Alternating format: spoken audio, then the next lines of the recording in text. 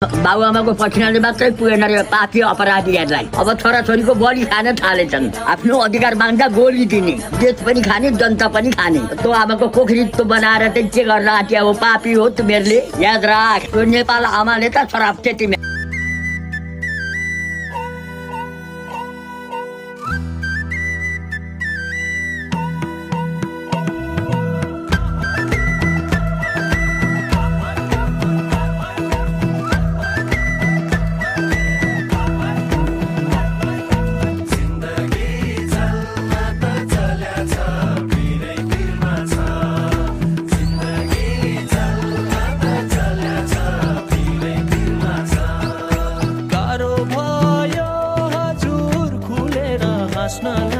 बेरोजगारी